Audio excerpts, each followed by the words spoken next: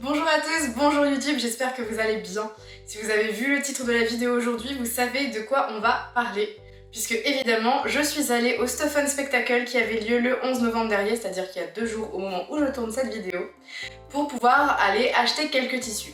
Je suis partie en tête avec des objectifs clairs et précis de tissus que j'avais besoin en fonction des choses que je voulais coudre pour cet hiver.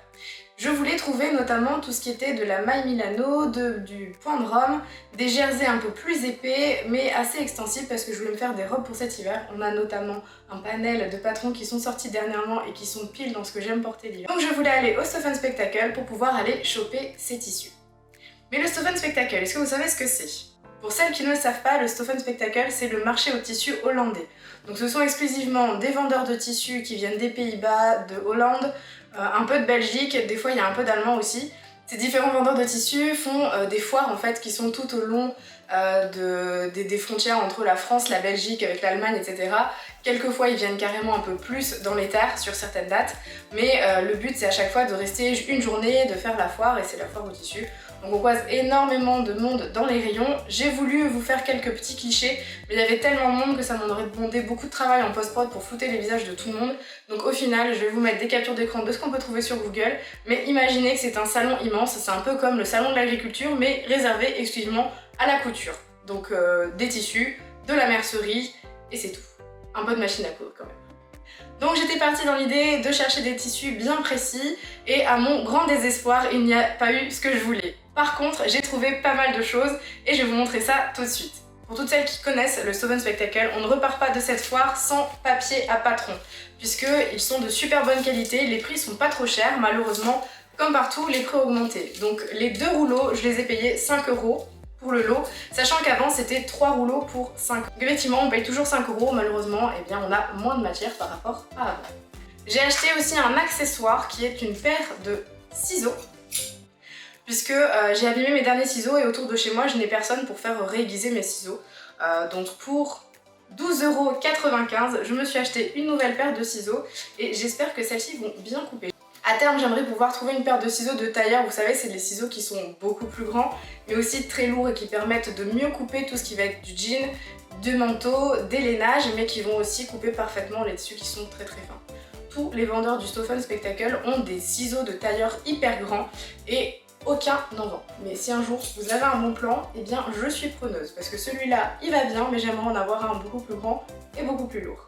Avant de passer au tissu, je termine avec la mercerie. J'en avais acheté lors de mon dernier passage, c'est-à-dire il y a 1 an, et j'ai presque fini ce que j'avais acheté, donc j'ai racheté du thermocollant.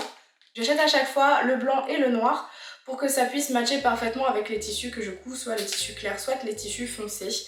Et je prends à chaque fois la référence H180 et H200. C'est exactement les mêmes en noir et en blanc, et ceux-ci ils sont sur une base de non tissé. Ce n'est pas une base de tissu, mais je trouve que ça va parfaitement pour moi ce que je veux en faire. Je vous ai dit que je cherchais des tissus du style point de Milan, point de Rome, jersey un peu épais pour pouvoir faire des robes d'hiver. Je n'ai trouvé qu'un seul tissu dans ce que je cherchais. Ce tissu, c'est celui-ci, c'est un beau bleu roi. Je pense qu'on dit bleu roi, enfin vous voyez la couleur. Et il est assez extensible. Je suis allée chez un vendeur qui avait pour une fois la composition décrit dessus, et je suis très contente parce que celui-ci, il a très peu de polyester, à tel point qu'il n'en a pas du tout, puisqu'à la place du polyester, ils ont mis du polyamide, mais en petite quantité. Donc ce tissu-là que vous voyez à l'écran est composé de 72% de viscose, de 25% de polyamide et de 3% de lycra, ce qui va lui donner une extensibilité assez conséquente, mais il va toujours revenir à sa forme initiale. Et le fait qu'il n'y ait pas de polyester, je suis certaine que ce tissu ne boulochera jamais. Je sais dans quel patron je vais l'utiliser. Dites-moi dans les commentaires si vous avez une petite idée. Je vous laisse quelques secondes. En fait, avec ce tissu, je voudrais réaliser la robe orage de Direndo. Mais j'aurais aimé trouver un match parce que je voulais faire en bicolore. J'aurais voulu trouver un noir en haut, donc je vais regarder s'il m'en reste pas dans mes chutes, mais sinon je ferai noir en haut, bleu en bas, et si j'en ai pas, je ferai entièrement bleu. Mais je suis très contente parce que la matière est toute douce. Pour information, j'en ai pris 2 mètres et le prix de ce tissu c'était 14,95 € le mètre. J'ai trouvé également un tissu vert assez foncé La caméra est assez fidèle au niveau des couleurs, c'est bien un vert foncé comme ça. C'est un sergé. J'adore les sergés pour les pantalons, je trouve ça tellement classe. Beaucoup plus classe qu'une simple toile. Et là également, le vendeur, en fait c'est le même vendeur qui vendait le tissu bleu que je viens de vous montrer, avait les compositions décrites sur les plaquettes où il y avait ces tissus. Donc pour cette composition, on est sur un 52% viscose, un 44% polyester et un 4% lycra. Donc là également, il y a du polyester, mais comme le polyester est minoritaire par rapport à la viscose, il y a très peu de chances que ça fasse des bouloches au niveau de l'entrejambe. Comme je vais en faire un pantalon, c'est forcément cette zone-là où il va y avoir des frottements et que je vais devoir surveiller pour être sûr qu'il n'y ait pas de petites bouloches qui se font. Je ne sais pas si vous voyez à l'écran, mais le tissu est vraiment hyper souple. Attendez, c'est bon, je pensais que j'avais un défaut dans le tissu, c'était juste un bout de fil collé. Il est vraiment très souple. Et j'ai dans l'idée de l'utiliser pour me coudre un pantalon que je pourrais porter au moment des fêtes à Noël, Nouvel An, etc. avec un autre tissu que je ne vais pas tarder à vous montrer. J'ai trouvé un autre tissu vert, enfin c'est plutôt ma soeur qui l'a trouvé parce qu'elle était avec moi et elle avait le radar d'activer, mais alors encore plus performant que le mien. Et elle m'a trouvé ce magnifique tissu. Alors j'espère qu'à la caméra ça rendra justice. Donc c'est une maille très légère, je ne sais pas, elle n'a pas l'air très transparente. Bon là par contre on est sur du 100% synthétique. Mais regardez-moi cette brillance. Et dans l'idée, ce serait de faire un top avec ce tissu là et de faire un pantalon avec le tissu précédent. On a trouvé sur un stand quelques photos d'illustration pour mettre en valeur les tissus et on a flashé toutes les deux sur une tenue qui était représentée, je vais vous la mettre à l'écran juste ici.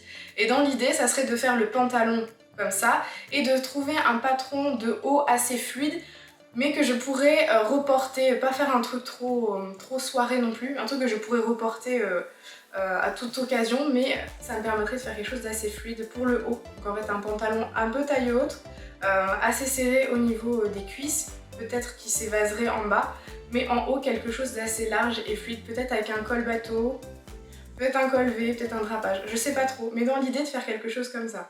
Avec des manches, pourquoi pas bouffantes. J'ai quelques petites idées, mais il faut encore que je trouve ce patron. Ce tissu-là, alors il n'y avait pas la composition, mais au toucher, ça doit être un polyester pour la matière verte et puis du lurex pour tout le côté brillant. Il n'y a absolument aucune matière naturelle ou artificielle dedans, c'est du 100% synthétique. Mais pour un haut à porter une soirée, ça ira, surtout s'il est très large. Normalement, on ne devrait pas avoir de problème de mauvaise odeur. J'en ai pris 2 mètres et le prix de ce tissu était de 10 € le mètre. Donc voilà, pour un haut, peut-être 2 si je me débrouille pas trop mal parce qu'il y a des motifs. Je sais pas si vous verrez à la caméra. Je vais essayer de le mettre dans votre sens. Je sais pas si vous verrez à la caméra, mais en réalité, vous avez des petits losanges de dessiner. Donc à voir au moment de le couper pour que je ne casse pas les dessins. Donc ces 2 tissus verts là vont aller ensemble pour faire une tenue complète. Après le bleu, le vert, place au marron et là les tissus que je vais vous présenter, je vais essayer de les faire matcher ensemble pour faire des tenues. Je n'ai pas encore quelque chose d'assez précis et défini dans ma tête. J'ai quelques idées, je vais vous les partager et n'hésitez pas à me dire en commentaire si vous avez des meilleures idées ou si vous auriez fait autrement avec ces tissus là. On commence tout de suite par un tissu à carreaux. C'est une sorte de tartan qu'on voit un peu partout en ce moment, alors soit dans des teintes de marron, soit dans des teintes de gris. Et en fait, j'ai toujours aimé ce motif-là et j'aimerais trop me faire un ensemble avec un short et une veste. Malheureusement, il ne restait qu'1,80 m de ce tissu, donc j'ai tout pris. Et je ne pourrais pas faire les deux dans un seul tissu. Donc ce que j'avais imaginé, c'était de garder l'idée du short, et en tête j'ai le short châtaigne de Direndo que je vous mets juste ici.